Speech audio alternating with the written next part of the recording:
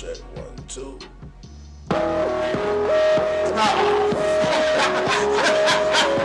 Should've did my choice. I can't help but rain. When I was outside. Can't help but rain. Yeah, it's not show. Check it out. I see you with him. And the reason I like this song is I was feeling this way too. You stand by. I was feeling that way about a female a long time ago. See your face with those tears run down your cheek. I was so corny back then. Saying it like it was a long. It wasn't long. I was doing it in high school. I was corny, loving this motherfucker. You know what I'm saying? We're gonna go and cut that out. We're gonna cut that off. All right, y'all. Welcome to another episode of Blvdave Radio. I am your esteemed host, Old Man Logan, and to my left and my right, it's your boy King B. The power's in my hair. And it's the kid gas station P. Let's smoke one. I don't know. I can't think of nothing. Getting wavy on y'all today, man. Yeah, fellas. How's everything doing, man? I'm good, cool, man. Everything cool. Tired from this work week, but everything's great. Yeah, man. I woke up today like, oh man. You gotta turn that trigger off. It's throwing me off. Shout out to Trigger Man. Trigger Man, hey yo, our boy Phil didn't want to put you on the topic. I didn't know you was coming out. Did he drop 2 albums? Right, that's what I'm saying. I didn't know any of that. I didn't understand. He dropped it at the wrong time because it was Meek Mill's day. That's what's so confusing about how they release music now. Like it just drops. It don't like. No promo, no content, no promo, nothing. Yeah, it just comes out. Oh yeah, such just dropped today. I guess he just came out. His followers know, right? Yeah. His followers know. I guess he did because he had that movie came out yesterday. I was going to say today. It came. Damn, that came out too. WWE movie at the show. At the show. Probably limited run or something. And it actually looked good. Yeah, I want to go see it. I got to see that. The trailer was decent. If we can get our shit together, we could all go see it for a change. That ain't happened in a while. We did that. What, Venom was the last one, shit. Yeah, Venom was the last one we went to. All right, but yeah, man. So another episode 29. Fellas are here, and we're gonna go ahead and get right into this thing, man. We're gonna hit off with sports with your boy King Bizzle.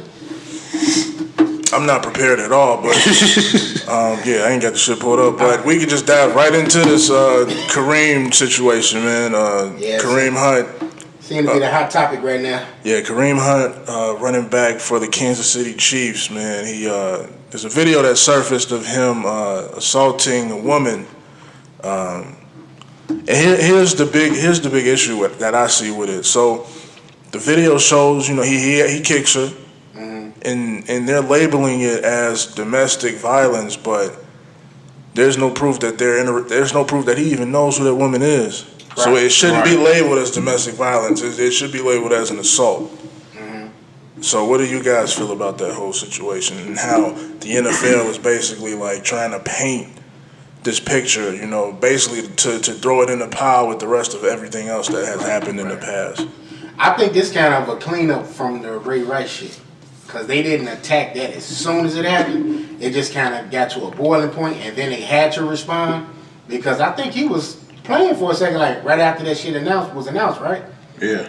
But this time around, I guess they just trying to get right on top of it right now, like as soon as it hits. You know what I mean? To try to avoid any kind of potential backlash. They already had the backlash going on from, the Colin Kaepernick, thing and everybody protesting. So, domestic abuse is another big issue in football, it seems. And they wanted to make sure they got ahead of it before it got, too big. Right. I'm gonna always say this. Football players are dumb for some fucking reason because it's like when you put your hands on a woman and then you're doing it in areas where cameras are seen. You know what I'm saying? There's cameras everywhere you go now. If it's not a camera, someone holding the camera. Right. You making millions of dollars. Can't nobody accept me that much to make me put my hands on you. You know what I'm saying? Woman or man, whatever the case is, I'm making millions of fucking dollars. You mad? I'm rich. I'm more rich than you, or whatever the case is. There's no way I'm not finna lose my shit for a person. Right. You know what I'm saying? That don't mean shit at all to me. So it's stupid, man. But yeah, I'm glad they did hop on it. I'm glad the NFL did hop on it right away because, don't let this shit ride out.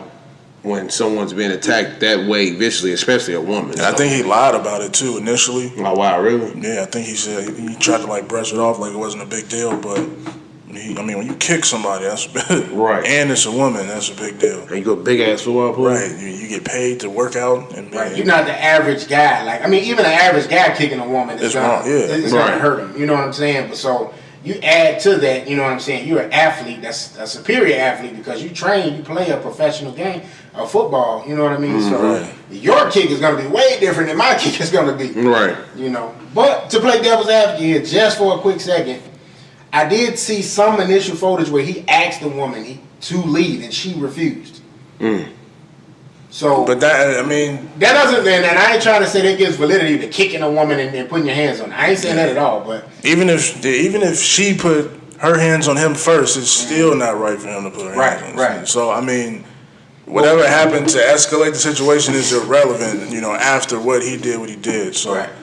And with that, he was released yesterday by the team. And it's safe to say that he will not be working for the NFL anymore. Yeah, the NFL officials, they barred him.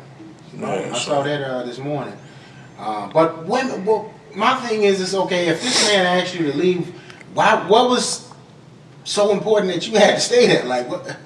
Right. You know what I'm saying? Women, at the same time, they got to be responsible for their actions and stuff. And they have to say, yo, when you see a situation ain't good for you, you have to remove yourself from it. Right. Why would you want to be anywhere that you're not wanted? Like, I don't understand that. I don't know, man. To me, I think she knew what she was doing. I think she baited him into doing that. He fell for it, and now he's got to suffer the consequence for his actions. So, it's unfortunate, but he was in the wrong. So he was. Ultimately, he was in the wrong with that scenario, and it's just gonna be a lesson for that guy, and we just have to see as this goes on, as it further develops. Yeah. All right, man. So do you think there's any chance that this could be appealed and he may be reinstated if maybe down the line? Who knows, man? You got the XFL coming in 2019, 2020, I believe. He might get. I don't know.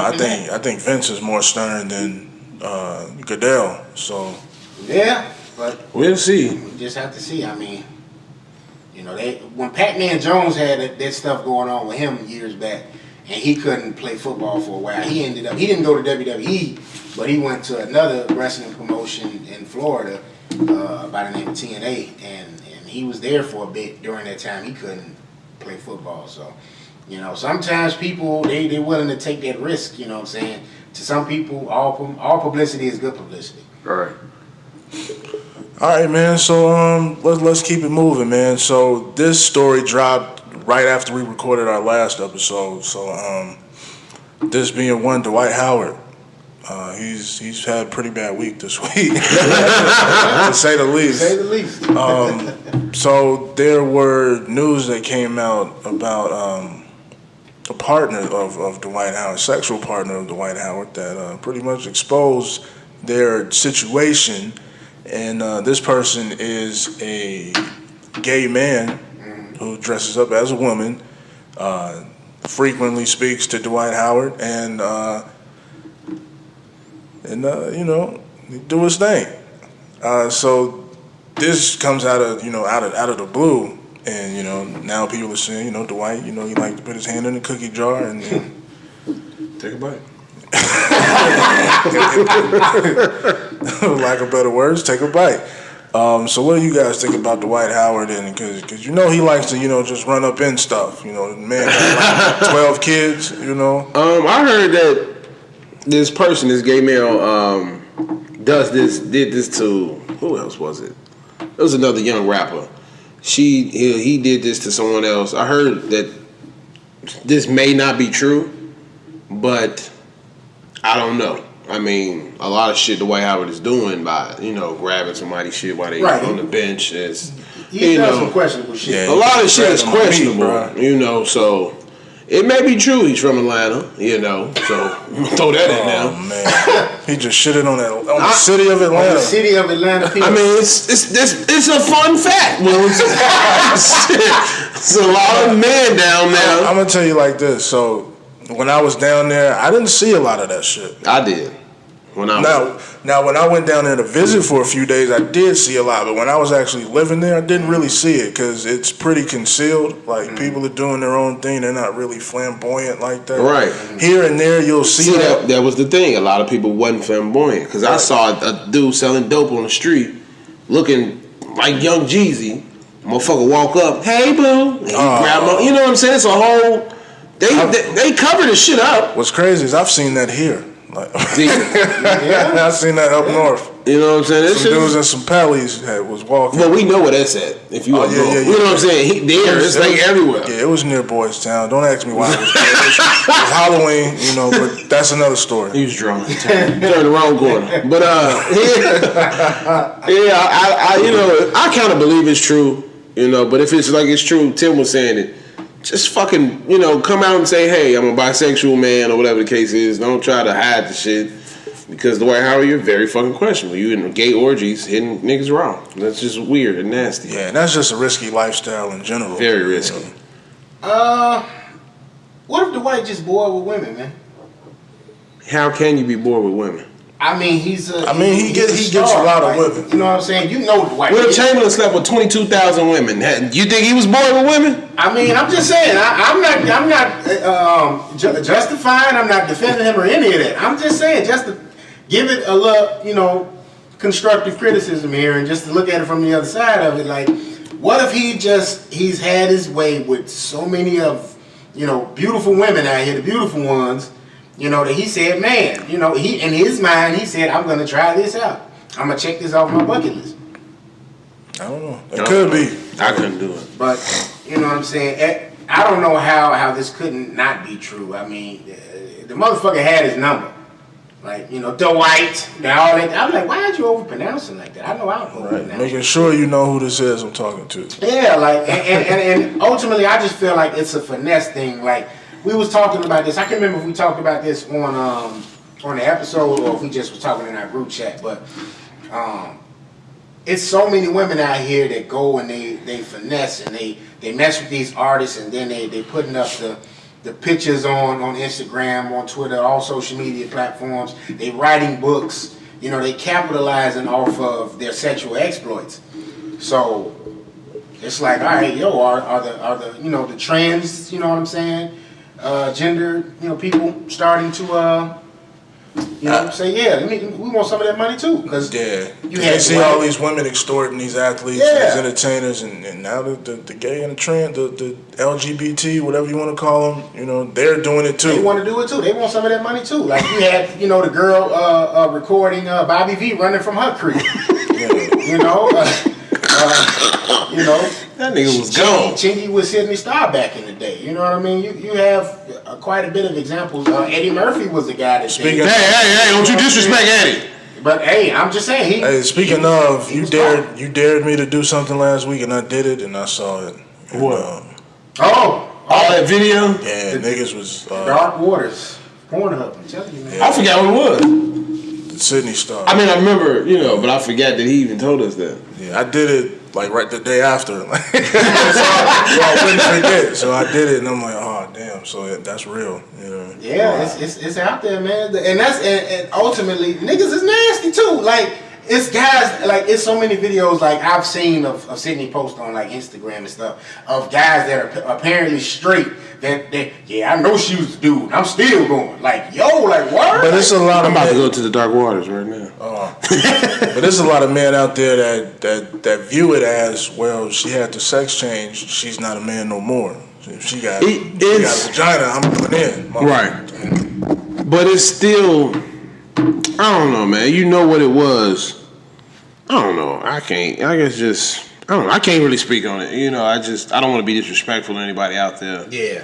But like I say, if you feel you're that way or that's what you want to do, I say do it. You know what I'm saying? Don't hide it. Say just come out. Because it's like we live in a world today where it's really okay now. You know what I'm saying? If you want to be gay or whatever, you shouldn't have to hide it from nobody. Yeah. So if that's what you want to do, just do it. I don't even think it's a sense of being gay. I just think it's like Niggas just gotta put their dick in something. Like, I hate to be bold, but that's just what it is. Yeah. Like, that's how I see it. Yeah, no, man. I agree with that, man. I just feel like that ultimately that's just real messy because especially like you pointed out, Dwight don't like to go and use no kind of protection. He got 12 kids. I don't know the number. It's a lot. He do got. I think he got a lot of kids. So that tell you what he doing. Mr. Howard's doing when he go in the bedroom with you. He ain't strapping up at all.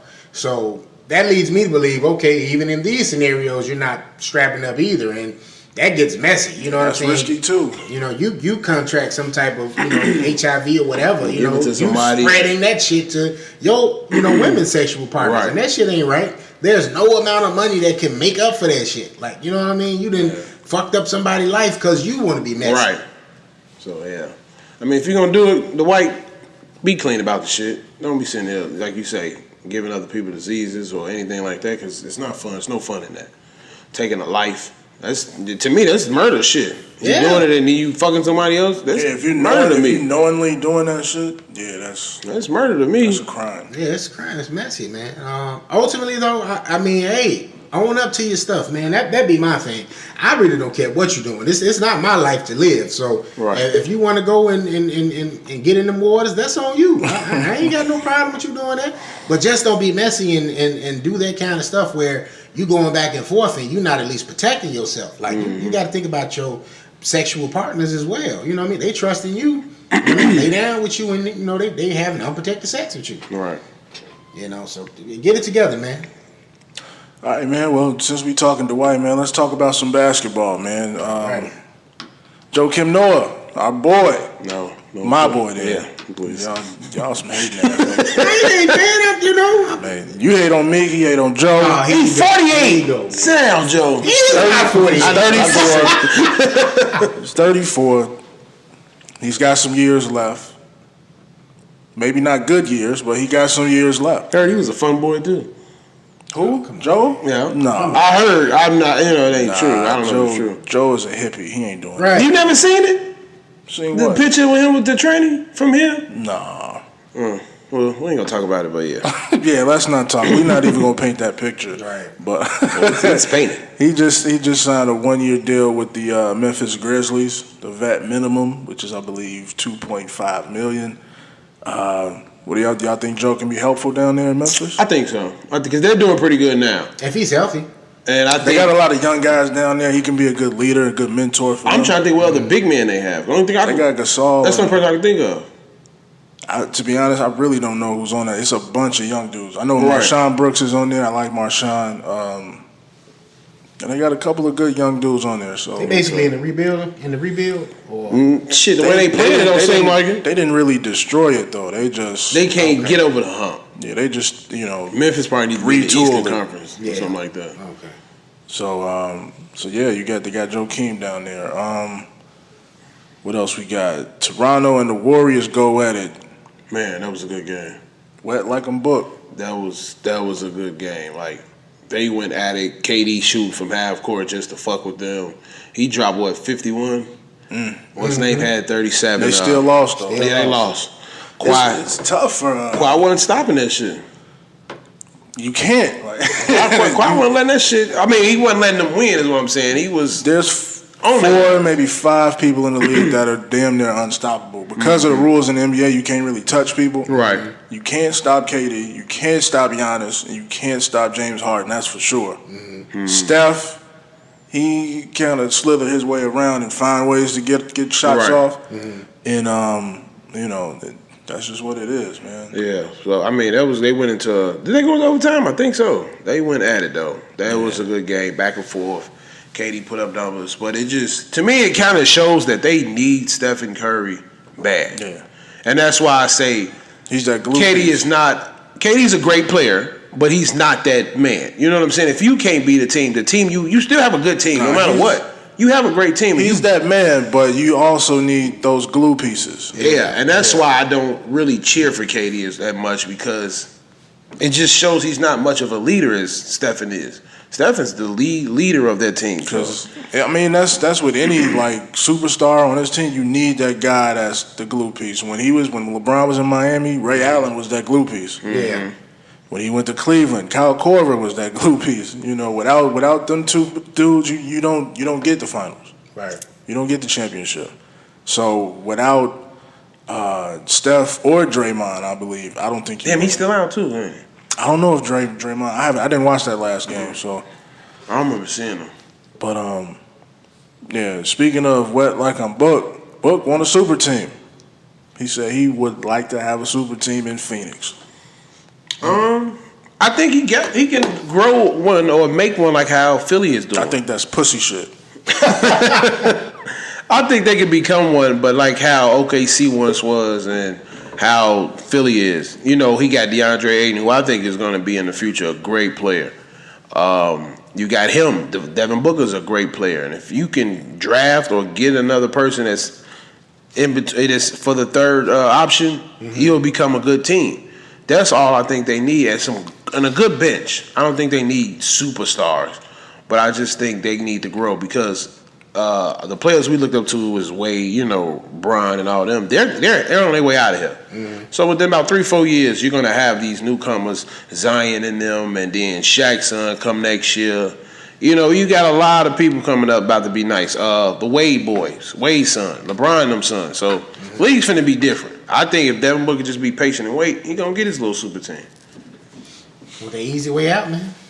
Yeah, I just don't like people announcing that shit. Yeah. Hey, I want a super team, so anybody that wants to, nah, man. Right. Build through the draft like you're supposed to. If there's free agents that's willing to come, Let them come. get them. But don't be out here like KD, Kawhi. Y'all got to come to Phoenix. We can dominate the league. Nah, that's terrible. Yeah, it's awful.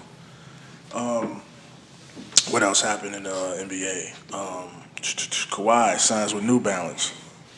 I really want to see how these shoes But go. yeah, I want to see how these shoes is finna They're look. gonna look plain as hell, just like his. I like New Balances. Don't get me wrong, but as some basketball sneakers, is New Balance the fun guy shoe?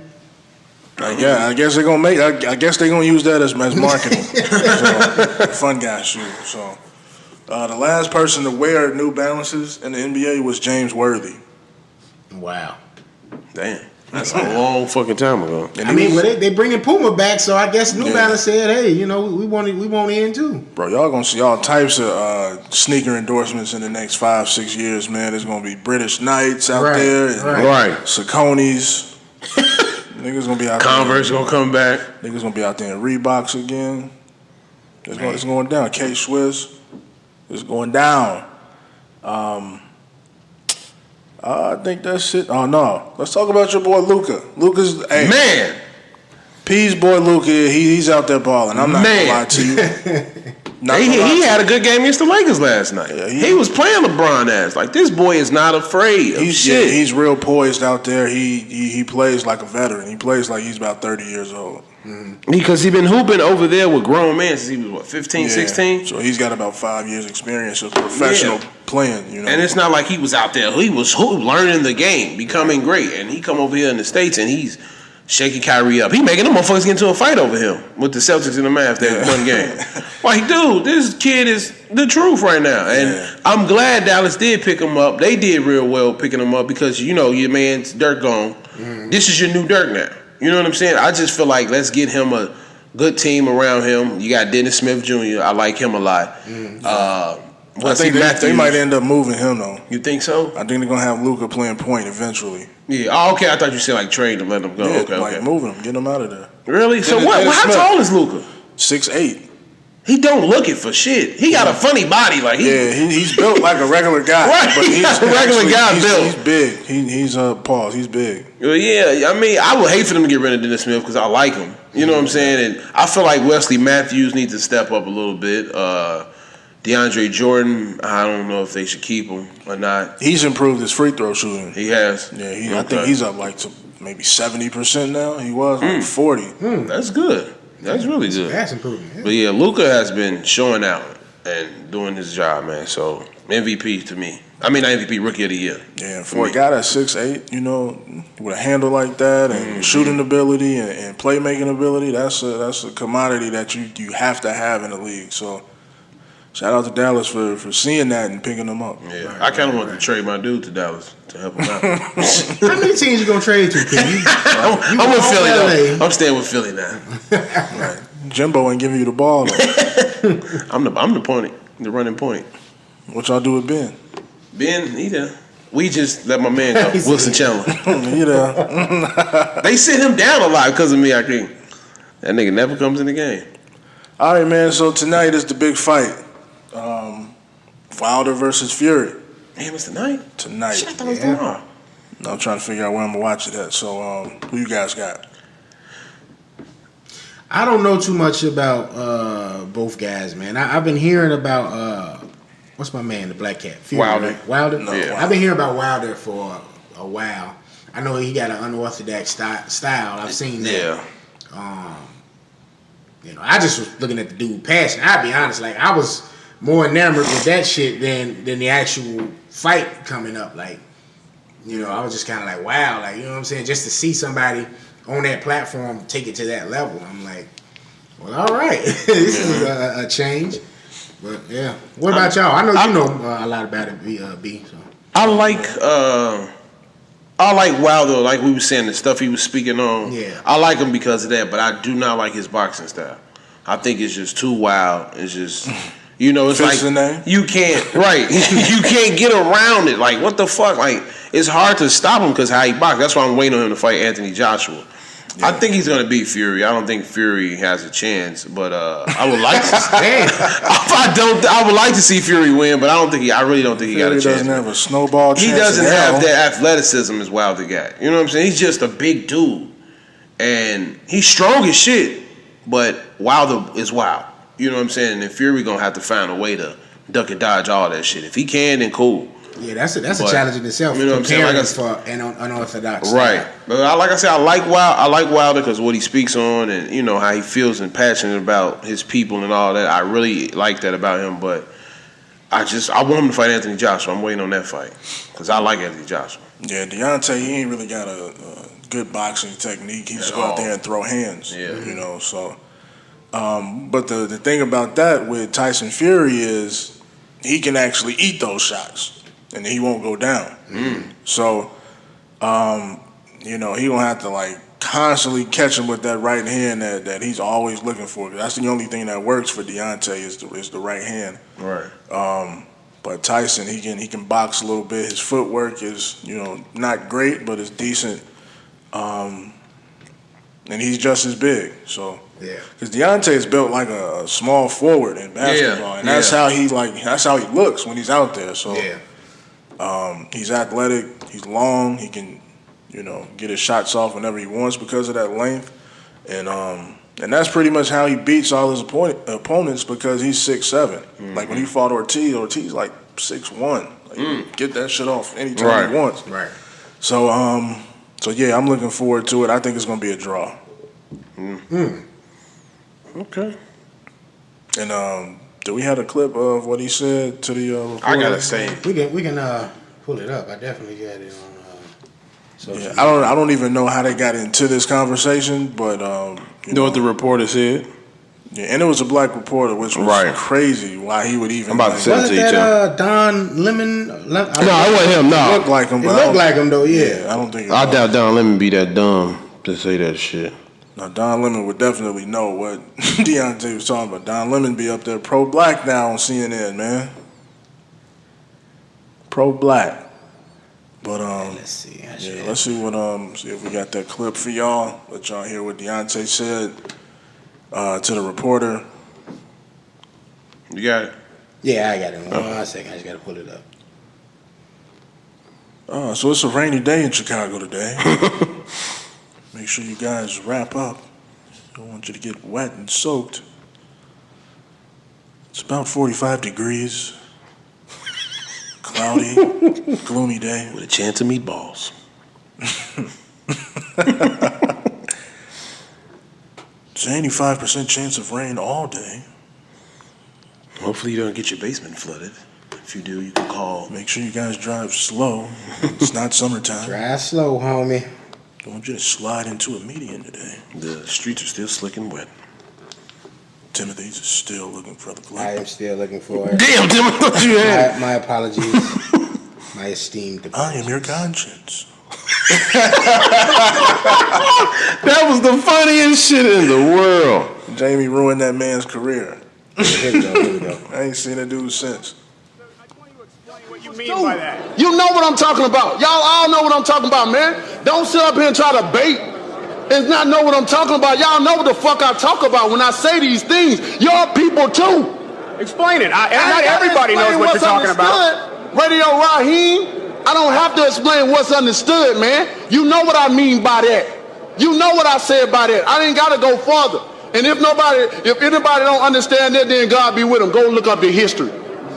Go look up the history. Shit, don't everybody believe in Google? Go Google that shit. See what I'm talking about. You know what I'm talking about, man. You know what. I dare you to sit up there and say, explain. You know what I'm talking about, man. He's fighting people. You know we've been fighting 400 and still fighting to this day. To this day. To this day. To this day. You know, when I heard that, I thought about our boy A.R. Muse.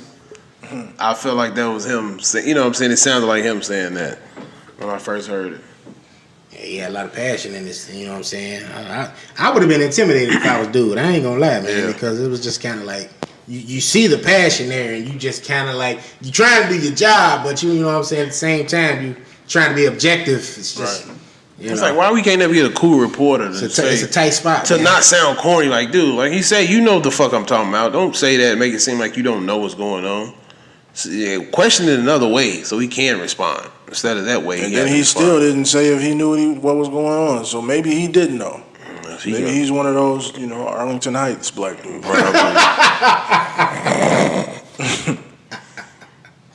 So, I mean, I don't understand. Like, here's what I didn't understand why he used that, as a segue anyway. I don't even know why they were talking about it. Yeah. But, whatever. To stir some shit up. Yeah, I guess. That's the only thing I can think of. To stir. Somebody told him to do that to stir some shit up. Promotional tactic. Yeah. I mean, that's corny if it's a promotional tactic. If it's being used as a promotional tactic. Now I've heard Wilder's name, but I haven't seen it as prevalent as I've seen it. Leading up to this fight right here.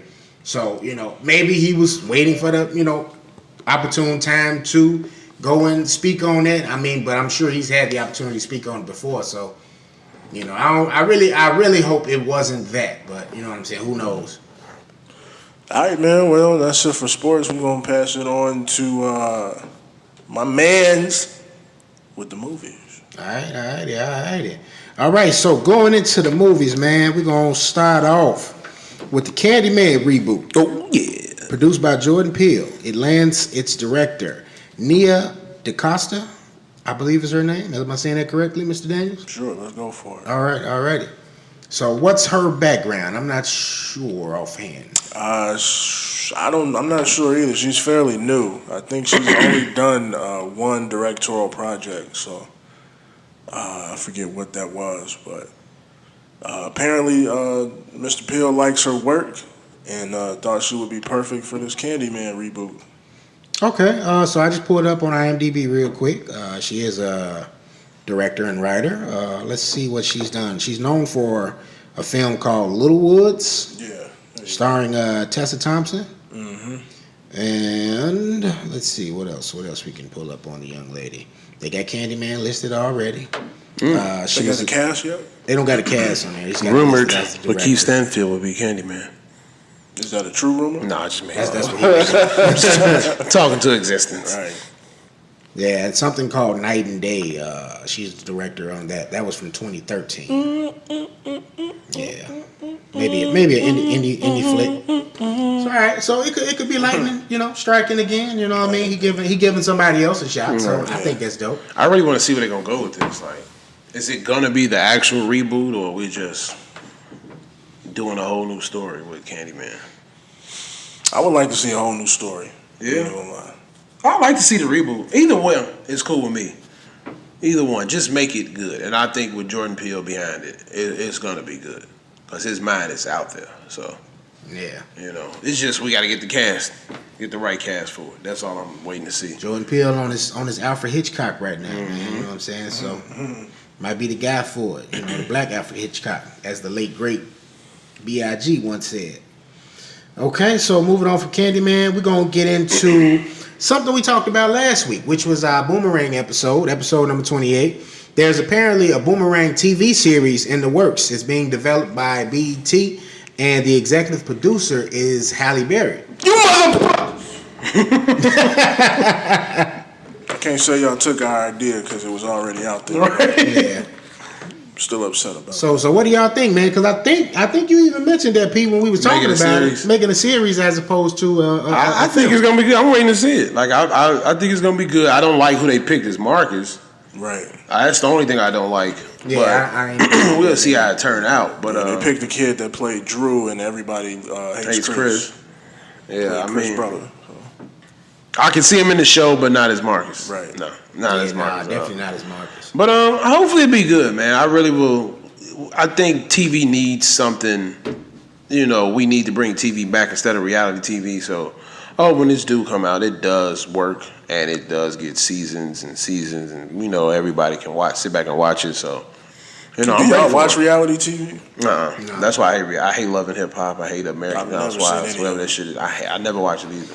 I used to watch Love and Hip Hop when like Jim Jones and them was on there. Right. Like I liked the reality TV where, you know, when they did the tattoo show and they actually talk about the person's tattoos. Mm-hmm. I like that. You know what I'm saying? Some real people coming in and getting in the shop. But like Black Ink, they got this drama and shit. Like you never see them do nobody tattoos. Bro. So what the fuck is the point of the show? So yeah. It's too scripted for me. Very. It looked scripted at least.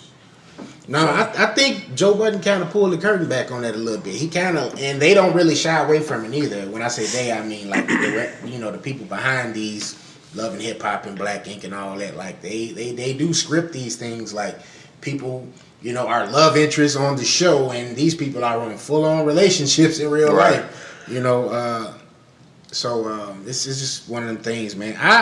What do y'all think about Halle being in that executive role with this, and as opposed to maybe, you know, the creator of it, Eddie Murphy? I think it's cool. I feel like you should get Eddie to come and help out for something, you know, a couple episodes in there. But I think it's cool that she's a part of it because she was a part of that movie, and she can still give you, you know, things that probably go in depth with the characters for that movie. So, you know, I don't specifically care who it was, as long as it was one of the main characters. As long as they have one of them being a part of this, I think it's cool. Do you think it'll be one of those things where it's like a reboot where these are all new characters, or maybe not all new characters, but it's new characters, but maybe the children of the characters from Boomerang? So the new Marcus, if you will. Could that maybe be I wouldn't like Halle Berry and Eddie's son? I wouldn't like that. And you could probably get like Eddie and Halle maybe to be on an episode or some shit like that. No, I would rather you do it as he's Marcus, and you know I wouldn't. Don't do it like that because it's like okay, you just doing a whole nother shit. You might as well just call this show something else. So like I said, I like it if they do it that way with him as Marcus. I don't like the Marcus, but if they do it that way, it'd be cool. And just keep it as much as towards to the movie as you can, and even if you got to do it over like they did, She's Gotta Have It. Right. They really just did that movie over for the first couple of episodes. You know, even if you got to do it as that, cool to introduce everybody to what this is about, and then your next season or whatever through that episode you venture off to the other characters in it. So okay. Yeah. And I also had that same idea of like the children and having them be the parents for Love Jones. Okay. I had an idea of rewriting it and doing Love Jones too, and having them have children's, and of course I casted Algie Smith as Lorenz Tate's son. Right, because he can fit them. They look alike, him, you know. So right. But yeah, I had an idea for that. But as far as Boomerang, I think they should keep it, you know, where it is, and have the original characters and not have children. Right. Okay. All right. Well, speaking of Algie Smith, he's landed a role in a Drake-produced HBO series titled Euphoria, starring, you know what I'm saying, your girl Zendaya, man. That's big. That's big. Oh, that's Young Bae. My bad. That's Young Bae. Yeah. To me, this sounds like a new version of Degrassi, because they're high school kids. in the show. So I think that's what he was trying to go with it. I think he was trying to bring a new version of Degrassi and put like some new more popular elements of the times now and incorporate that into the show, opposed to when Degrassi was out in like 2003, whatever that was. They got they're making it more modern. Why do we like high school so much? I don't know. Well, Niggas be trying to relive high school. It's things that they would have done different. So we really like what was the name of it? 13 Reasons Why. We really love high school shit so much. I got a theory about that, man. I think a lot of people mentally are still stuck in high school. Yeah. Yeah, like a lot of people don't grow from that point. You know what I'm saying? Like they're kind of still mentally, or they're trying to push ideas into high school kids. Yeah. They're trying to develop them into whatever agenda they're trying to push. They're trying to develop that in these high school kids. Yeah. Yeah. Because from what I'm hearing with the 13 Reasons Why, is they're making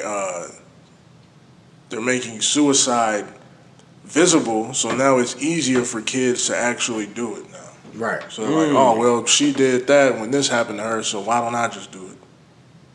And that's not a good look. So yeah, it's terrible. But in a way, it's a story that people need to see. Right. But you have to understand that kids are more vulnerable. So when they see that, they look at that as actuality, and that can be an escape for me if I go through a certain situation. Right. So I don't know, man. I'm looking forward to the Drake produced series. I wish he ever do Top Boy. He taking forever to do that one. Yeah, but they shoot that in like London, don't they? They shoot in London. So yeah, they probably take a while to get clearances and licensing. Yeah.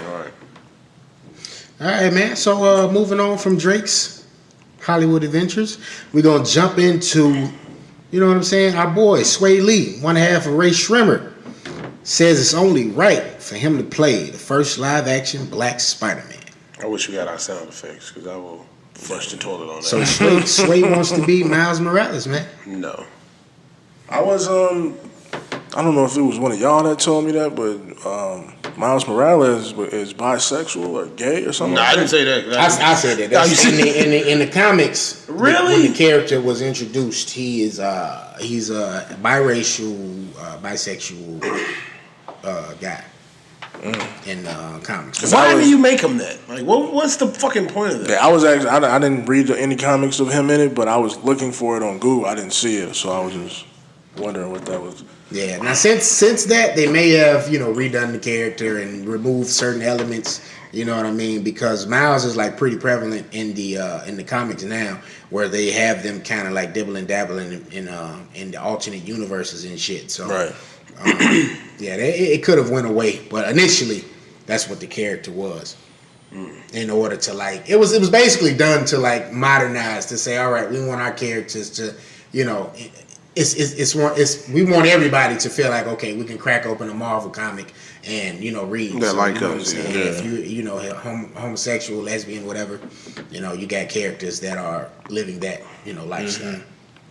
Yeah, I don't know about Sway Lee being Miles Morales, but there are some picks that I do have. Shameik Moore being one. Mm-hmm. He's actually playing the voice of Spider-Man in the film that comes out this month. Right. And there's a couple more out there that I can't think of at the moment. But if Sway Lee were to be chosen, he'd have to get makeup done and cover up all his tattoos. He won't be filled chosen. with tattoos. We're not even finna put that in there. He's not finna be chosen. The only kid I can see do it, I can agree with yours with what's his name? Damn, what is his name? Shameik Moore. I can agree with Shameik Moore and the little black kid from Stranger Things. I can't remember his name. Yeah, hell yeah. I can really see them too. If you had to do it, depending on his age limit too, I can see them two at it. Other than that, nobody else. I can't find nobody else to do it. Yeah, he would be perfect. He would be perfect. If they go with a young one, he would be perfect. Yeah. Caleb McLaughlin. Had he had some prior movie roles and TV show experience, he could give himself some validity to this and maybe put himself in that race. But like y'all just got to mentioning some premier, young African American talent for that role. It's just that's not gonna happen. Right. You know what I mean? Now I could see them putting him in there, putting him in the movie, but like not as Spider-Man. You know what I mean? But and then this is Disney we're talking about too. They're not gonna. They're not looking for you, Sway. They're not gonna put Sway Lee. How Sway Lee? in a Disney and Marvel production. Like he could come in and do a song on the soundtrack, or maybe even have a special appearance in the movie. Right. I think he did most of the songs on the Spider-Man soundtrack for this movie. Really? Okay. I think that's why they brought it up. They better not do it. I swear they better not do that shit. They're not gonna do that. But I mean, Sway Lee has a pretty solid influence right now. He's got a good following. Mm-hmm. He's appealing to pop culture, so to speak. But the reason why, because what if he does do it and it does go good? I don't see him continuously doing this. You know what I'm saying? Yeah. Him being a rapper and doing what he ain't gonna want to keep doing it. That's why I say I think he would get stop somebody. Rapping. Yeah, you think so? I think he would stop. I just want somebody with more experience in that role. Yeah. You know what I'm saying? Ultimately, that's not the movie you jump into just like, I want to try my hand at acting. Let me go be Spider-Man. Like, nah, because that's gonna spawn sequels and universes, and you know what I'm saying. So it's a much bigger commitment than just saying, oh yeah, I want to be the Black Spider-Man. Like, right. So I wouldn't do it. All right. So moving on from that, let's see. We have some big news pertaining to the Lion King. It's adding a new animal character, Amy Sedaris. I believe I'm saying that correctly. Is being an addition to the Lion King, and it marks the first completely original animal character to the cast and not found in the original film from back in the day. So Eric Andre and Keegan Michael Kay are also previously joined the cast as the hyenas named Aziz and Kamari. Damn, I know you put that. I thought you was talking about Aziz and Sorry was going to be. I thought that too initially. Damn. And they're replacing the roles of the animated hyenas from back in the day. Ed, played by Jim Cummings, and Bonsai, played by Cheech Marine. All right. And the elephant is a shrewd and unique and tiny mammal native to Africa and with the long nose like an elephant. All right. Okay. I thought it was 3 hyenas, though. Is it? It was 3, I think, back in the day. Didn't Whoopi do one? Whoopi was one of them. And I guess I guess those were the other 2. Right. So at least going to just do 2 now. Unless they got Whoopi reprising. Right. Because I fucking hate Eric Andre. I don't like him. Why you don't like him? This does too much on his show. I don't like dude. All right, so what do y'all think about that? It is, and I didn't really, and to be quite frank, until it was pointed out in our topics, I looked at that and I said, yo, it was not an elephant in the movie. Like, as far as a character, like, I'm sure they had like an elephant like in scenes, the baby but like, as far as being an actual character in the movie, we didn't have an elephant. So I wonder where this is gonna go now with the elephant as a character. Man, the shit looks so dope. Right. Like, they did a great job of designing the film in its entirety, like the landscape, how Simba looks as a baby. That shit. Have you guys real. seen I don't know if I sent it to y'all the Killmonger version of Simba. I saw that. And the Black Panther version. I thought that was really cool. I don't think so. I gotta find it and send it to you. Yeah. But yeah, man, I can't wait for this movie to come out. I might have to actually rewatch the original Lion King, right, just so I I'm can compare it back to be like, man, this shit is so much better than that original shit. You know, it spawned that meme too. You got Android, Android and iPhone. You know, so it seems like everybody's really excited for this film. I'm like you just said, man. I definitely want to make sure I watch the original before I go in there and watch the new one that's coming out. Yeah, I think I might take my nephew to go check that out. Just so I can have an excuse to be there. There's a grown ass man in here by himself watching Lion King. It's gonna be a lot of us in there by ourselves just watching it. Alrighty, so before we round out movies, man, I'm gonna do the quick top 10 at the box office. Coming in at number 1, Ralph Breaks the Internet with 56 million. Creed 2 in its second week raked in another 35 million. Dr. Seuss's The Grinch been out for a couple of weeks, 30 million. Fantastic Beasts: The Crimes of Grindelwald comes in at number 4 with 29 million. Bohemian Rhapsody still strong, been out for a couple of weeks as well, 14 million at number 5. Instant Family, Mark Wahlberg, 12 million, that's number 6. The Robin Hood film featuring our boy Jamie Foxx, man, number 7, rakes in 9 million. Widows, Viola Davis, been out for a couple of weeks as well, that's 8 million. Green Book is our number 9 movie at the box office, and our main man, known as Rocky Raccoon in the Marvel Universe, A Star Is Born, Bradley Cooper, his directorial debut, rakes in another 3 million, and it's 7th week at the box office. Okay. Wait, Bradley Cooper directed Greenleaf? No, he directed A Star Is Born. Oh, I'm about to say, what? Okay, so rounding out our movie talk, man, I'm going to just do a little quick recap on Creed 2. I went to go see that this week? Yeah, this week. And, critics was kind of panning it, man. And it had me in a space similar to the space I was in with Venom, because as we all know, we saw Venom together. And, you know what I'm saying, despite what the reviews said, we went away with it saying, hey, Venom was a pretty good movie. Like, and apparently a lot of people agreed with us, because Venom has made about $800 million at the box office thus far. Right. So it's passed up Wonder Woman as far as top grossing films, superhero films as of late. So fast forward, I go to check out Creed 2. And Creed 2, it actually was a pretty solid movie. I will say the original Creed maybe edges it out just slightly. I would have approached Creed 2 a lot differently than what they did, just because of the characters they have in this film, which is the return of Ivan Drago, the man that killed Adonis Creed's father, Apollo Creed. And we see his son, that is a Marvel villain or superhero waiting to happen. Ivan Drago, his son, he pops up in this as well. So movie picks up basically where the original Creed leaves off. He's having a fight with Andre Ward, known as Danny Stuntman from Creed 1. He's having a fight with him for the WBC title. But Creed makes easy work out of him, and he gets his Mustang back. So, fast forward, easy work. He goes and he proposes to our girl, Tessa Thomas, man. You know what I'm saying? He asks Rock for some advice. And Rock, Sylvester Stallone does a great job as Rocky in this film. I said it with y'all too.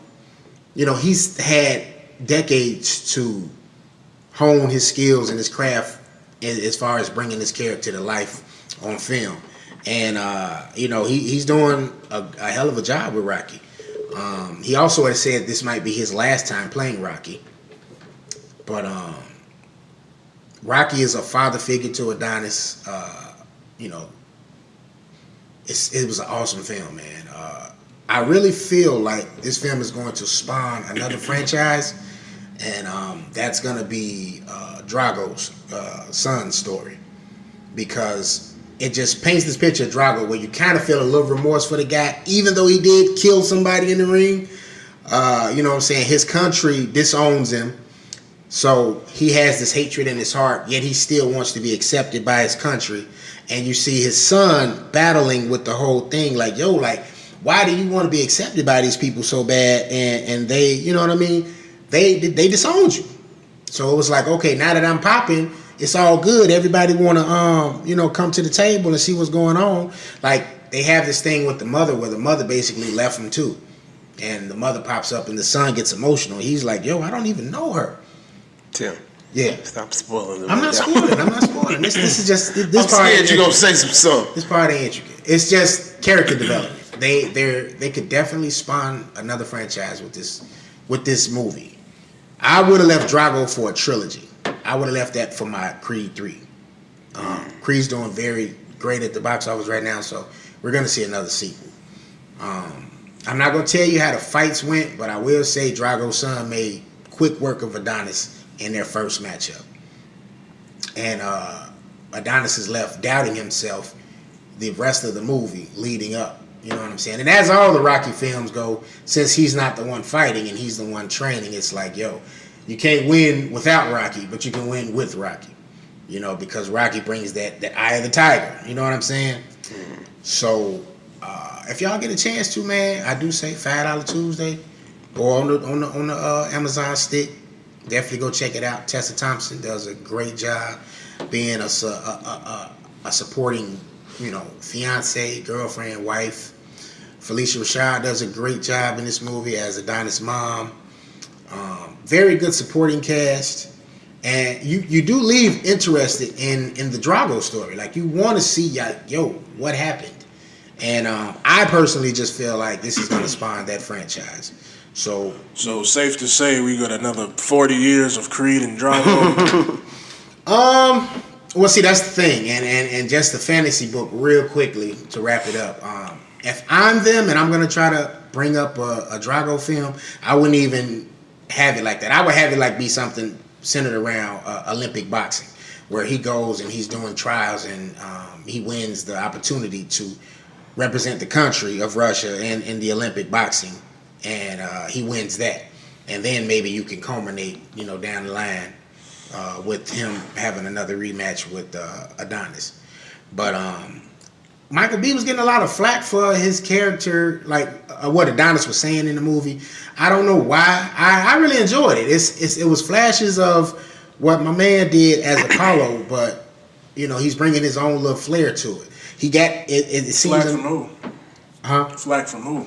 Just critics, man. I'm starting to see critics and people that review shit in a different light, because they be so critical of things, and it's like, y'all being too hard on it. You being way too hard on it. Like, you can't expect Michael B. Jordan to do what Carl Weathers did with Apollo, with the Adonis. They're two different characters. Right. You know what I'm saying? So you have to kind of like put some respect on what he's presenting and what he's presenting. And I think also they panned the movie because Ryan Coogler wasn't the one behind the director's chair on this one. He handpicked the guy that directed it, but like you can see it's a stark difference in the presentation of the way Creed was versus Creed 2. So yeah, man, I implore y'all to check it out, man. Hopefully I didn't spoil too much for you, P. So you said this one was better than, you said the first one was better than this one. The boxing is better. I'll say it was solid. I don't know if I'll say it's better. I gotta watch Creed 1 again. And the only reason I say I gotta watch it again just to make a definitive yes or no with that is because like Creed 1 gave us that teaser where it was like, oh, they might kill Rocky. Right. You know what I'm saying? They had Rocky having cancer on there and all that. But and that was evoking a whole nother bag of emotions.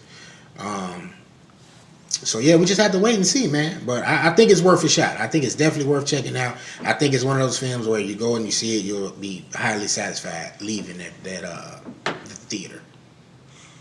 Okay. Yeah, I didn't really care for the first one, so since you said this one didn't exceed the first one, it's in the air. Yeah. If you like the Drago character and you interested in him, I say check it out. But if not, hey, you know what I'm saying? In your particular case, it'll be on AMC, HBO or something. You catch it when you catch it, and then we could have that conversation. But yeah, man, that's movies. I think 40 years of Rocky is enough. All right, we good. I'm gonna watch it. That is movies. So on to music with Gas Station P. All right, we're gonna head into music with the kid 6ix9ine. Pleads not guilty in a trial to begin in September of 2019. How do you guys think this is gonna turn out for this kid? Bad. Very bad. Did y'all hear his album? No, I really don't care. Like, his sound is Onyx to me, the old Onyx. But him being who he is, fake and all this phony shit, I can't really care for. Well, and I liked Onyx a lot. Well, yeah, I mean, he's a character. Like all of this is a gimmick to sell records. We all know that. Right. He's not the one that was like giving up information, I don't think. I think they were literally trying to save this kid's life by moving him. Mm-hmm. They said all of this new information that they've got is from DJ Academics.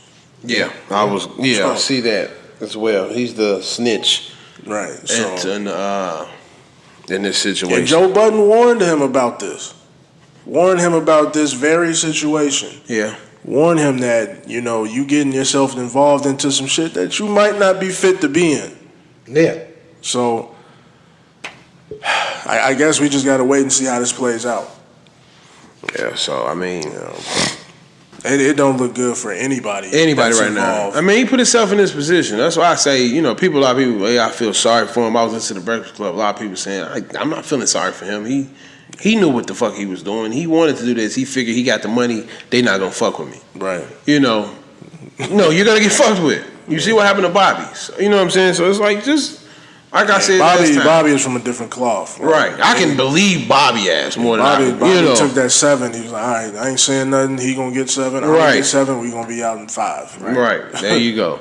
And Bobby didn't fire his crew. Like, this motherfucker here don't know what he doing. He was scared. He's scared. He just, I don't know what to do now. Because he know they got his ass. So I don't feel sorry for him. He fucked himself up. You making millions of dollars. As the old saying goes, man, you make your bed, you gotta lay in it. Yeah, there you go. You was benefiting from it, so now you gotta suffer from it. Like, it's just how it goes. It's the yin and the yang. Yeah, I was I heard a similar story with that from what's my man? He got Don Diva magazine. I forget his name, man. I know you're talking about. Yeah, they were talking about. He was talking about that whole Alpo and Rich Porter situation, and like how they thought AZ was the snitch. He was the informant, and he was like, man, you doing all of this, you knew what you were getting into when you got into the drug game. So, whatever you do and you get caught, you got to take that. So it ain't no, giving a little bit of information for a lesser sentence. Like, no, you stand up, you take that sentence, and you go sit down with it. Yeah. So, I think DJ Academics, that meme, I think we was talking about it last week, that meme where my man was sitting in court and he pointing. Yeah. That's Academics all the way. Yeah. he telling everything. Yeah, man. Because apparently him and 6ix9ine are close, so he knows a lot of shit that some people don't know. Yeah, the inner workings of that shit. And why, they both are cornballs to me. You know what I'm saying? You a kid who don't really know about this fucking life, but you try to put yourself into it. It's just like a couple niggas we know on the block who want to hang out with the hood niggas, and it's like, this is not for you. And then you got Academics who think he's fucking cool when he really a fucking nerd. You just like music. Just like music. That's all you got to do. You ain't got to try to fit into these people's world that you're nowhere near, affiliated with. So when it came down to it, like you say, he's pointing that finger now. Because he's afraid too. What I've realized is when you get involved with Academics, it's dangerous for you. Yeah. Like everybody that he's been affiliated with. He's probably the hip hop cop. You gotta know what you're getting into dealing with a guy like Academics, man. Like, I wouldn't even want to be his friend personally. Just me, like, I done been on Twitter talking shit to him. Just I do too on Instagram. I had a couple of people retweeting my shit, but it's just like, I wouldn't even call him a nerd, bro. He's just an opportunist. He's a person that sees something and runs with it. Like, bro, you pushing 30. Why are you saying you close friends with a nigga that's just 20? Right. You know what I'm saying? Like, not saying you can't have a friend that's younger than you, but you supposed to be giving some game, if anything. Right. And you're not doing it. You just like, okay, I'm just perpetuating all that bullshit. Yeah, perpetuating it. Oh, well, I know this and I know that. And I'm like, yo, something gonna happen to your ass, bro. Like, you keep this up. If you the one snitching, you gonna get touched, bro. Like, it seems like this stuff is some serious things that are going on with that Treyway and all of them. So if they're saying Academics might have to go into protective custody at this point. If he is, it's looking that way. Yeah, it's looking that way. So all of y'all that had promising careers and years of making money in front of you, that shit done now, and it's over some dumb shit. And it's crazy that you pointed out Joe Budden warned him about this, because Joe Budden also had the foresight with that shit with XXX. Yeah, I was just about to say. And it's just like the writing is on the wall. You ain't necessarily got to be an industry veteran like Joe Budden. It's just, the antics and the shenanigans that a lot of these new artists subscribe to and are willing to do just to get likes and just to be relevant and to, stay, consistently in people's thoughts. Like, it's not worth all of that. It's not worth your life. You losing a life, in XXX's case, or you're going to lose your life behind bars. Like, there is no 6ix9ine in 30 years. Who's checking for 6ix9ine in 30 years? Nobody. Your audience has grown and moved on with their lives. He's what, 21? Yeah, 22. 22, 30 years from now, you're 52. You think you're coming out with rainbow hair and all that shit at 52 and he somebody's checking for that? No. He might not. I'm talking about because he might be, you know, somebody's bitching now. That's why he gonna come out rainbow. Or like homie on the things and shit with his neck. Nobody likes you. I'm somebody's bitch. You know, This nasty Nate, he wants my cocktail fruit. Some cocktail fruit. Nasty Nate. He put himself in that position, man. Hey, there you go. But yeah, like you said, man, academics is a clown. He should have been, you know, helping these young dudes out, you know, telling them how to move. He don't know how to move because he fucking That's goofy. you know what I'm saying? That's Like, what I'm saying. He's a clown. Because he should have been the one, if he's so close to these people, you know, tell them, you know, hey, maybe you shouldn't do this, or maybe you should go about it this way. Right. You know, because maybe had he been doing that with X, maybe he'd still be here. Mm-hmm. Yeah.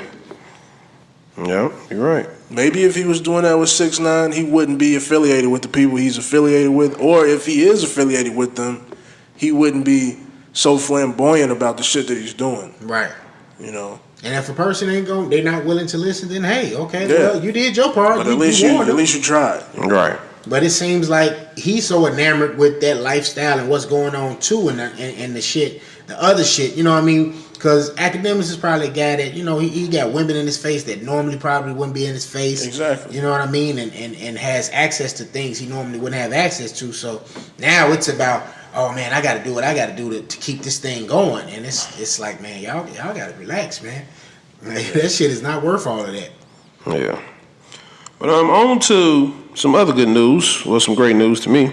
Mr. Slavo Manav, like corn on the cob, the Juice Man has been announced the president of Columbia Records. So wow. Big ups to him for that, which is dope, I think, because Juice Man came a long way, man. He's a legend in the game. He's a legend in the game, man. You know, a legend in Memphis, of course. And, you know, Columbia Records, I guess, signed him to get artists or whatever over there, because I think he does have the eye for it. You know, he makes good music. Yeah, he has the eye, but would he be able to lure in talent? Right. I will go. If Juice Man asks me, I don't know any like artists out of this current generation that says Juicy J is an influence of mine. He's somebody that I listened to growing up. Mm-hmm. That's more so our era, right? Well, yeah, but I also think that the fact that people do know who Juice Man, and then the fact he's from Memphis, he may get a lot of Memphis kids. You know, yeah, but is it a lot of talent coming out of Memphis? That's what he knows more than we do. So we'll see. You know what I'm saying? So hopefully he do good, man. I think they should have picked somebody who's more of a better liaison, a bridger, somebody like I would say somebody like a Ludacris. Really? But he's probably like, you know, above that.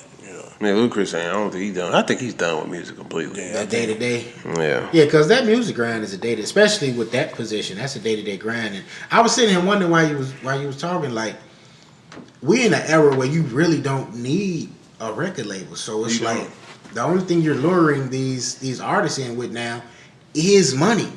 Yeah. You know, you got these artists signing millions and millions of dollars worth of contracts now.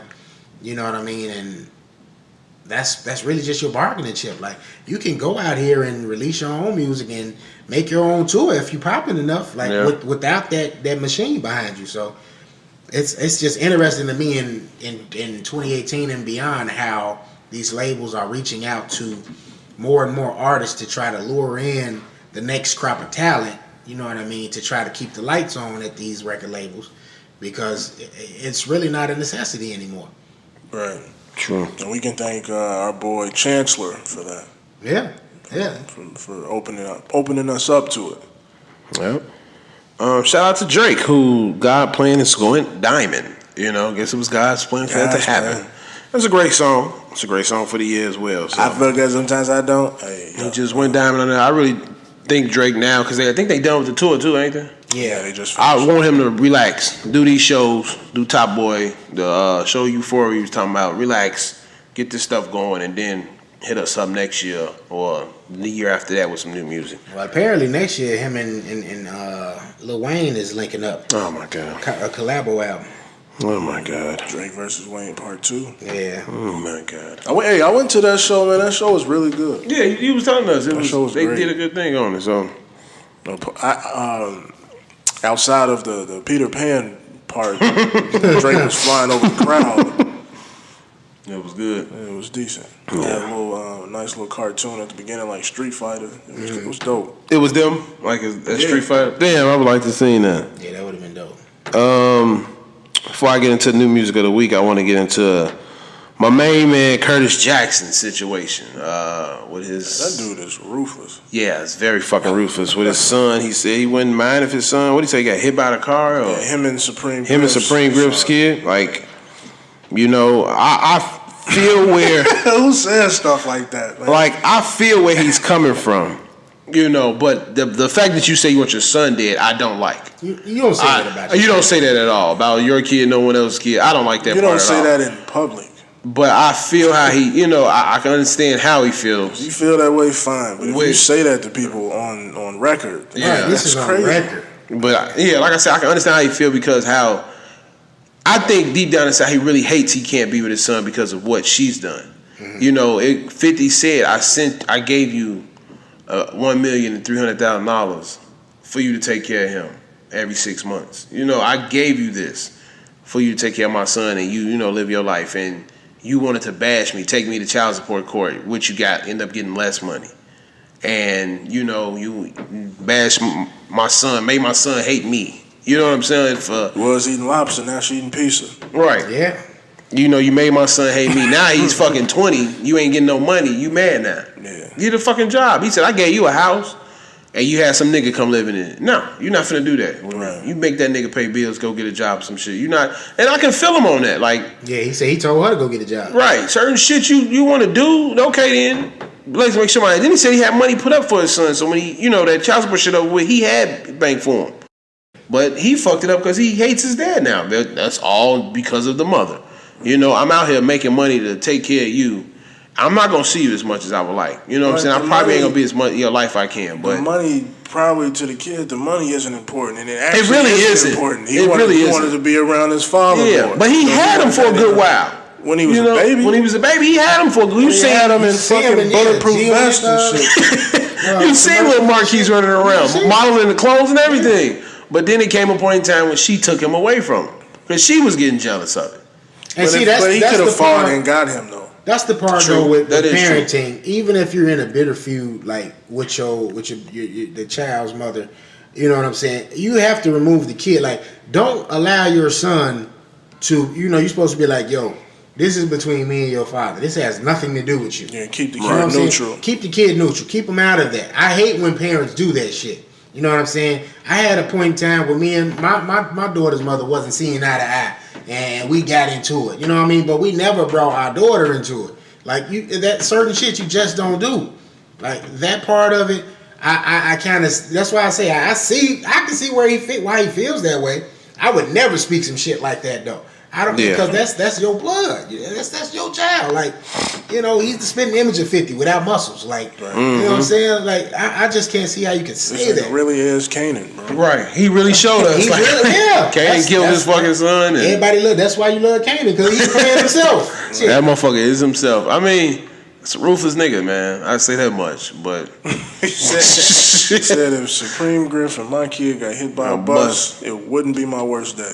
Like, matter of fact, did he take it a step further? Did he say like the child, like his son's mother name? He didn't even acknowledge him anymore as his son. He said Shanquise or some shit like that. Shanquise. Like, I think he said both of their names put in one. Let me look. I'm trying to find. He said Shanquise because his name is Marquise, so it might be Shanquise. He said, Power Season 6 on the way. I have zero ill will towards anyone living on this earth. The people Shanquise's son looks up to and associates with is a reflection of the negative energy he embraces towards me. I paid his mother $1.36 million in support to afford him opportunities I never had. They just spent it over the years. I repeat it, get a job. Now they have to figure it out. Yeah.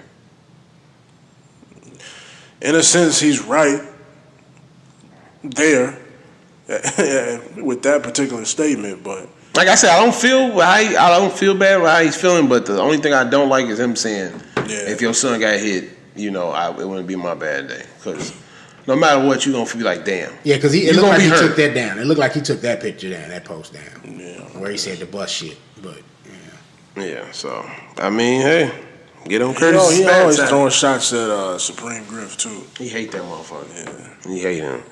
But like he took a pic. He put. Did y'all see that post? Yeah, when he had the put in the sun. Yeah. I thought it was a new episode. What the fuck is that? It's like wow, like man, 50 a wild boy, man. But yeah, on to the new music this week. God damn it, Tim! That trigger on cue. The trigger on for my man. Man, Tim was trigger happy. Yeah, that was a good one. But yeah, on to the new music. I guess we'll get into Trey songs. Did you hear it, Tim? I didn't hear it. It's double album. P just had so much smoke for Trey. I was like, I didn't have smoke. It was just I didn't know that nigga dropped the He album. was like, no, fuck dude. I ain't putting him on. I didn't know if it was new or not because I haven't really checked for Trey in a couple years. And then he tells me, "Oh, it came out Wednesday or some shit like that." I'm like, "Well, see, I didn't know. He didn't promote it." So, I mean, there ain't no shit against you, Trey. It just, nigga, I didn't know you had an album. You had some smoke, P. You was like, oh man, Tim was making me the bad guy. I'm not rocking with him. But okay, obviously we didn't hear it, so yeah, get your shit together, Trey.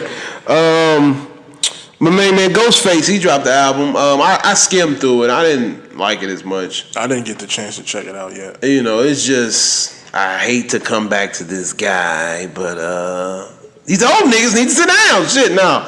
But I like with the old hate. I didn't like it because it wasn't Ghostface. Mm-hmm. To me, it was like he had fucking Snoop and E40 on one song. I'm like, what? This is not Ghost. That's the niggas he came up with. That ain't Ghost though, man. I'd rather Ghost do a solo album or if he featured people from the Wu. You know what I'm saying? Like, I didn't like this one, man. But I'm saying, like, Ghost did tracks with Kanye, did tracks with Neo. But then was Ghost. That was Ghost. You know what I'm saying? That was his. He did a whole album with Raheem Devon. That was Ghost. This here was I don't know. You think it's just like, let me do some shit different now. Like you did a song with E40. It's like what? That's a Bay Area song. I don't think anybody should do a song with E40. E40 is terrible. Sit a cup on the booty. But I didn't like it, man. I was like, I ain't got dreads, but I'm thinking about growing, son. Imagine. Hey, E40 that nigga. I see that nigga in Oakland, man. Him already don't like West Coast music. Then this nigga come out with it's dead. I ain't gonna be talking about it. You heard that? Ooh, you wasn't right. I like the tracks he did with T-Pain. That's about it. Yeah. But do you pay child support? Yep. I hate this song. Like your baby mama? Nope. 6ix9ine drop. I didn't check it out. I checked it out. So I heard it was a good album. It wasn't what I expected. I'll put it like that. Is it like a Cardi B single after single or? Nah, it wasn't. He's got like some reggaeton shit on there. Mm-hmm. He's got like his loudmouth shit on there. Mm-hmm. He's got like some regular like trap shit on there. Mm-hmm. It's pretty eclectic, more eclectic than what I thought it would be. Right. So they were trying to show some range. Yeah, he showed a little bit of range, but I still didn't fuck with it. Okay. Ski Max Slump God dropped. I didn't check it out. I was going to check it out, but it was so much. I've never heard of Ski Max Slump. It was so much music. I never heard of him either, but people be saying he kind of decent, so that's why I wanted to hear him. I like this cover art. Yeah, the cover. The cover is raw. That's what made me want to get to it. So we'll check that out too. Pee Wee Longway. I checked it out because I like Pee Wee Longway.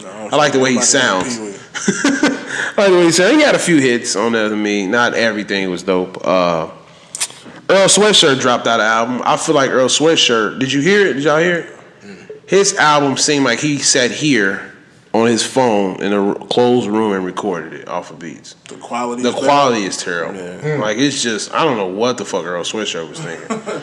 It is really a few rap songs. That's what it's called, and I think that's what it really is. But yeah. Yeah, this my album. He gotta fix that, clean that one up. Lil Baby dropped. Little Baby out of a 13, he gave me a good solid 11.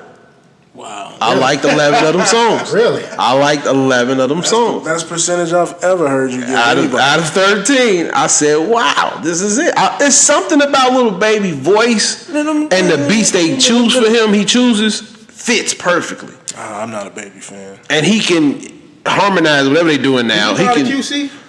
Yeah. Okay. And he can do it well with the song, and that's what makes me like it. Like I always like singing shit. Period. So when he does it, it kind of goes along with it. So I like the Lil Baby joint. He did cool. He did cool on it. But I like Gunna, man. I like Gunna. I like him too. Yeah, I like both of them. I don't like Lil Baby. I like Gunna. I like them both. Black Thought. I didn't know you dropped that album. Yeah, he dropped it. Damn, I forgot about that. What was it? An EP or something? I think it was another couple of joints. Songs. Okay. Big Crit dropped as well. 2 more songs. 2 more. Didn't like it. Only liked one of them. I forgot the name of it. It's the second one though. But Chance also dropped those 2 songs. I didn't like those. I like one off of those 2. Shout out to Jazz. That's who told me. Chance had dropped some shit. Yeah, she put it on our page rather. And the album of the year for B's Choice, mine is number 3. My boy, I never liked this guy until now. Well, I like him more. Meek Millie. Dropped championships. Tim hated. He threw it in the trash out the window. I did not say that. Let's open up the floor for discussion. I did not say I hated Okay, it. Tim, tell us your discussion on the Meek Mill album. Did y'all have a list? Like, did you make a list? Because you said there's like 20 albums better than this. I said I could name. I got a strong. We gonna save it for the end of the year. We gonna say that. Yeah, I got. But if y'all want it, if you want the smoke, we in December. Meek is out right now. No, because we still got what's the name to come out. I want to hear what Tim got to say. I didn't know. I'm a Meek fan first and foremost. I enjoyed the album. I just said I think it's too early to put it up there for me. We all the time, and I put that up on Twitter. I say, hey, I think 98% of the time we don't agree on shit on this show. So it's just like, but it works. Right. So I was just like, yeah, all right, they entitled to their opinion just like I'm entitled to mine. But I was getting the flack here for saying, hey, it's not up there. Like you can say top 10, but I'm not gonna say it's the top. That's coming from the man who came at me saying Trey Songz album wasn't shit. I didn't say Trey Songz. You didn't even listen to Trey Songz album. You said you was not putting Trey Songz. I didn't say that. I'm saying I didn't know he was. I was putting it as this. I didn't know he came out. Then I said, fuck it. I'm not about to go back and give him his own shout out. No. But you gave everybody else the old shout out. Because they deserved it. Trey Songz will deserve it right now. Trey Songz, what? No, everybody. Okay, the first one was fucked up because I missed Big Crit little shit, and then somebody else, one of y'all posted. I missed those 2. But I'm not finna give Trey his own shit that don't deserve it right now. Trey is over with when it comes to music, okay? How we know we over with? He's over with. He's over with, man. He's a good actor now. Shit, playing movies. This nigga don't keep his hair cut no more. He looks any kind of way. Shit. He's a drunk mellow. All right, we're gonna take it away from Trey. We're gonna bring it back to Meek Mill, okay? I like the album. I didn't say I didn't like the album. I really enjoy it. It's no pasta over the lobster lines on this shit. And it shows growth. So I get it. I get why it's like, yo, Meek is talking about something other than DC chains, lobster and pasta, like in the Maybach, in the Wraith. I get it. He's giving game. He's giving game now. He's showing maturity. It's a maturation in the music. What prison does to you? But I was talking to my other homie and I said, yo, like, Meek to me is like this era's Fab. I said because Fab got to this point where, okay, we think he has this lyrical prowess where he can do the shit that Nas or Hove does, but when we sit back and think about it, like Real Talk is probably the best type of project Fab will ever present to us. Or you go to the Loso Way, or you go to the Soul tapes. You know what I'm saying? That's Fab in his bag, like, you know what I mean? But he's never done like really what those guys have done to that magnitude, like what a Hove has done or a Nas has done when it comes to tracks. Not saying he can't do it. I just feel like this album shows, yo, this is where Meek is gonna peak at. Like this is the epitome of what an artist like him. This is how they peak. You know what I mean? And it wasn't to say that the album was trash or anything. It was just, yo, I can sit back and I can think of a lot of albums that people have in high regard. Other than championships. I was just upset that you said KOD was better. But there's people that'll say that. And I'm one of them that'll say at this moment KOD is better than championships. KOD was an average album at best. To me, it was a forgetful. Only way I remember KOD came out is because on Live they got running up on them. That's the only way I remember the album came out. I forgot. Plus the NBA will play that shit on like commercials and shit. Got it up. That's the only way I remember that shit came out. But see, I was having the same kind of debate when it came with Kendrick and Damn, and people wanted to like act like I was bugging because I never said I didn't like Damn. Right, that's exactly where I hold KOD. Yeah, it's that same kind of conversation. It's not bad work. It's just not his best work. It's not his best work. Right. And I was just saying, there's a lot of albums out here that we can, if we want to make that list, and we'll make that list on a later show. Unless y'all want to do it right now. I ain't got my list, so let's wait. I'm about to read off some shit. Come on, wait, B. I want to get all shit together. And B wanted to bring the R&B into it, and I'm like, bro, if I bring R&B into it, championship probably not gonna get paid. Bring R&B, yeah. KOD is down there. We doing the top 10, right? Whatever. I said 20. I mean, if you want to for this year, damn, 20 albums, god damn. We can do top. I mean, we can do 5. I got 7 albums for sure that are better than KOD. Okay. Well, let's save it. Because I ain't got mad right there. Championship. I got Championship, Astro World, Victory Lap, Beloved, Scorpion. Wait. Man, blank this out. Wait, B. We gonna use this for the next episode. We gotta. We gonna put them lined up. That's 6 right there. Just wait. He wanna wait. Let's do top 10 for when we do it. Top 10. We can do top 10. I ain't got no problem with it. But that was my thing on it. I think y'all was coming away with it like I hate it. Because my man still ain't dropped. I enjoyed that. And I was just telling you, ain't gonna be no top 10 album. I want to see. What? For this shit, Offset out. Oh, Offset. Oh, you talking about Kodak? I thought you talking about Kodak guy. Oh, no. Kodak got one coming too.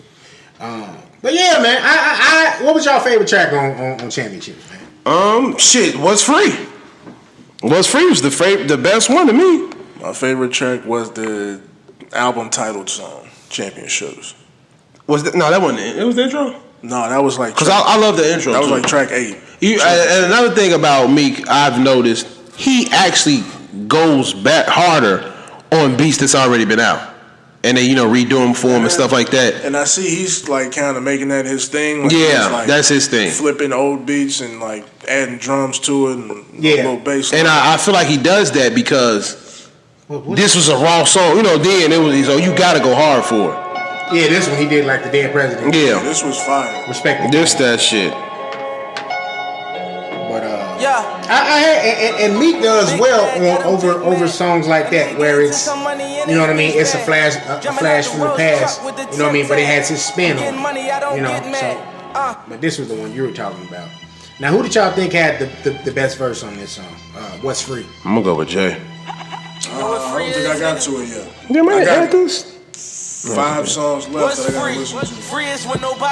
It's early on. It's right after. That's track 5, I believe. But I think Ross did his job on that one, man. And I love the song with 21. Ross said, I like that one. All praise to God, but the devil on the job or some shit he said like that, and I was like, yo, like Ross be doing his thing. And another thing with this album, he got the best out of the people that was on it. I think he got the best out of LMA. That he could have gotten. Yeah, that was a smooth track. Yeah, he got the best out of 21 Savage that he could have gotten. And that was a good verse from 21. And the song with Kodak, I like that one. Yeah, that was decent too. But when I listened to 21, I cringe. Like that shit. I like 21 style, man. That shit. But on here, he didn't sound terrible. 21 was riding it. I was like, okay, he like in his little East Coast bag, if he has an East Coast bag. Yeah, right. So. That was decent. I like that. That 21 thought of it enough that you know what, I'm on this song with this East Coast nigga. Let me get into my bag a little bit. So I think that's what they did. These artists that featured on this album. All right, man. Was that it? What else? I think that was it. We got everything. I wanted to say Meek Mill for last. Okay, all right. So yeah, I ended off with the music. That was it. That was the music. So social, we got a couple of social things to go over real quick. All right. Meek Mill, album of the year. Social, 78-year-old kills 90 people since 1970. Yes, saw that on Vlad. Yeah, he's been killing people his fucking whole life, basically. Shit, he killing them and getting away with it. No one finding the bodies or nothing like that. Let me try to see if I find it. But yeah, that was crazy when I saw that. He finally got locked up due to some type of slip up or something. They caught up with him. But yeah, basically his whole life he's been killing people. I'm trying to find it. So he was on some John Wayne Gacy, but right, never got caught. Just never got caught. He wasn't being creepy about it. He just was killing motherfuckers. So yeah. Damn, I can't find it now. That's nuts. Gotta let you know, man. You would never really know people, man. Like Here you go. Yeah, he confessed. That's what happened.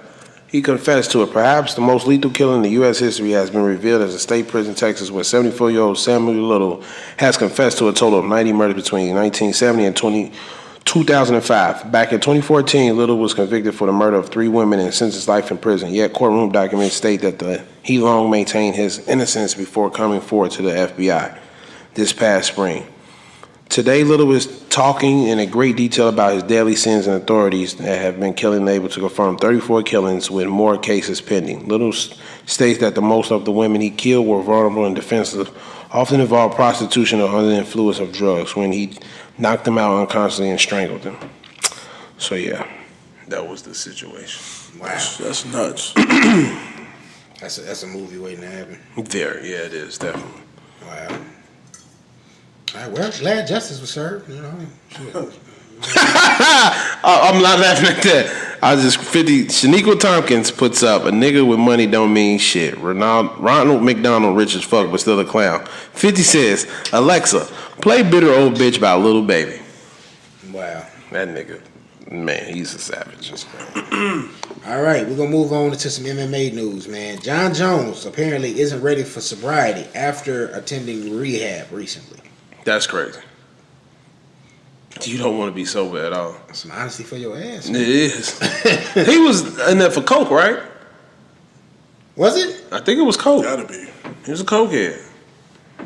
So I guess that shit gave him powers, man. You ready to get that knockup?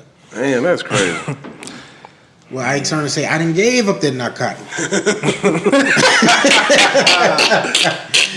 All right, John With that Jones. booger sugar. Yeah, you gotta Nose relax, candy. man. All right, And that's messed up, man, because John Jones could have been the greatest UFC fighter we've ever seen. Yeah. yeah. He was talented. All righty. Elon Musk is apparently moving to Mars. Would you guys move? Total Recall style. I mean, if it was available, You would move? I would go too. if it was available and if it's suitable for us to be there, Yeah. I don't want to go out Because there they and said suffocate. the guy who owns Virgin, he's saying he wants to move there. Richard Branson. Mm-hmm. So Mars may just be another Earth. Honestly, man, I feel like that's I wonder if it's life for on Mars. people though. that can I afford watch- that.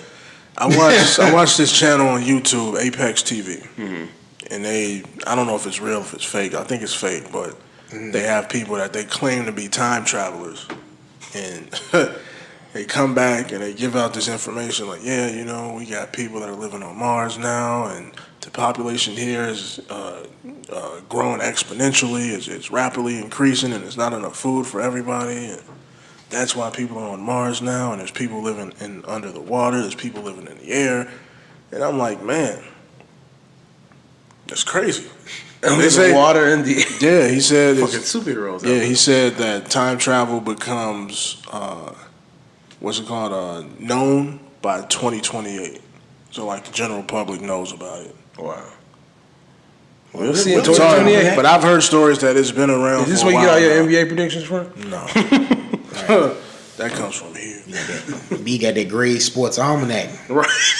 Back to the future. Hell no. All right. Bulls will win the championship in 2024. Right. ATM in Houston just started spitting out $100 bills. Yes, people was getting their $10 out and it spit out 100.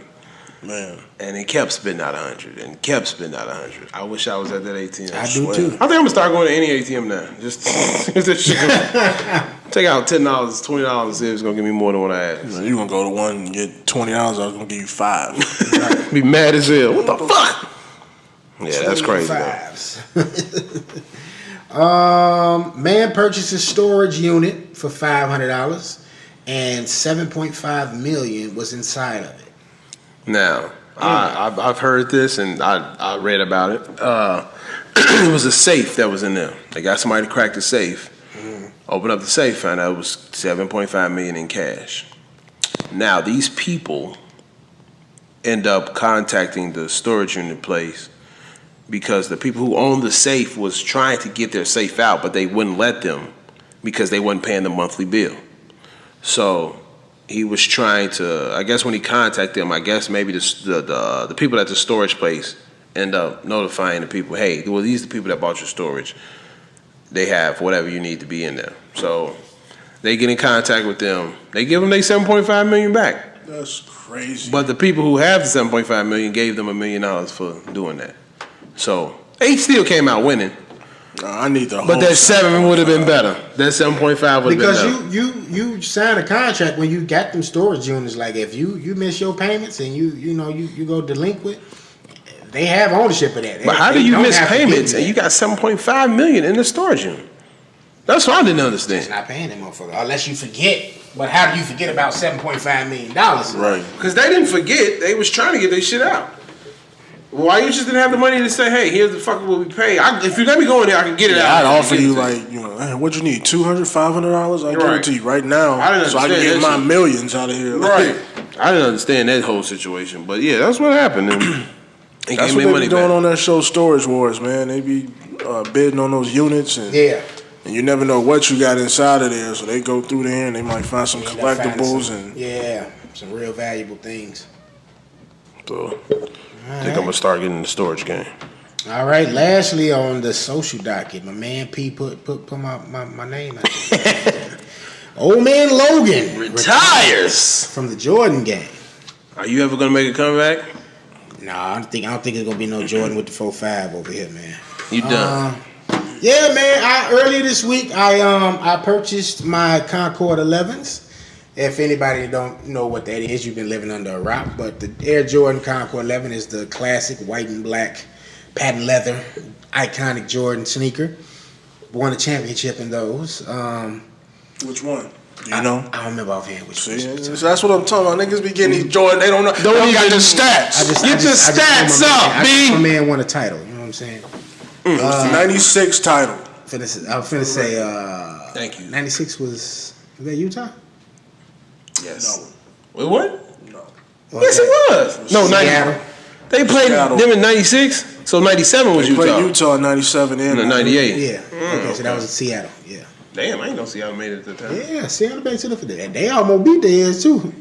Ain't nobody almost beat Jordan. Hey, Seattle was a Jordan tough team, never saw man. Game 7 in the finals, bro. Never, but ever. Hey, I was scared on a couple of games as a kid. Gary Payton, Gary and Sean and Devilish. Cokehead Sean. They was killing, man. They was killing. The Raid Man. You said Cokehead? Yeah, you know you became Cokehead. He did. And had all them damn kids. Then they got swole. But yeah, man, shout out to StockX. Nike released the sneakers early. They did it like 2 weeks ago. I wasn't able to get a pair of them then. So I always tell everybody, anybody that knows me that know I buy sneakers and shit, I always said, if I could get the Concord 11s, I'm done buying gym shoes. Like I'm done buying sneakers. So I was able to buy them. And I got them off StockX, and those puppies came to the crib, and now I gotta play Encore, man. You know what I mean? Cook it raw for the Chi-Town boy, you know. One last time, I need y'all to raw. But, Tim, you gotta get me on the shoe thing. I'm done. When certain shoes come out, at least send them to me, and I'll be like, yeah, grab me those. I don't be posting them no more. I stopped posting them, man, because I don't be wanting people to be like getting this perception and start thinking I'm getting it like that. That's why these crackers and these niggas with these drums following me now. Like, I'm like, he got the J's? All right, that nigga always got the sneakers. That nigga got money in his bank. He ain't got none of that. Like, I be having people follow me now. I be scared. I be nervous. But yeah, I don't follow nobody I don't know. People, just random people. Like, I got a lot of strippers follow me now too. I get some of everything, man. It's crazy. But yeah, man, I just, I had to play it real quick, man. Thank you. I gave Nike a lot of money. Plenty of money sitting in my closet. And I'm done, man. I'm out the game, bro. If you do see me with some sneakers, it's because I went and got a sneaker store. That's it. But right now, I'll be 36 on my birthday. I got bigger shit on my list, man. You know what I'm saying? I got bigger fish to fry. So, yeah, man. That's it. So, on that note, man, I guess we're going to go ahead and end this thing out, man. Make sure you are following Blvdave Radio once again. YouTube, searches, Boulevard Ave TV. On Twitter and Instagram, follow us at Boulevard Ave _radio. That is BLVDAVE_radio. Make sure you subscribe to the YouTube channel. I'll make sure to point that out again. Thank y'all that do listen. Thank y'all, you know what I'm saying, for supporting. We gave y'all a great episode where we went and we broke down Boomerang if they were to do a reboot of it. So make sure y'all please go listen to that. We want to do some feedback, so please hit the line. Number is 872-307-3828. I know Gas Station P put 4828 on one of them I switched it.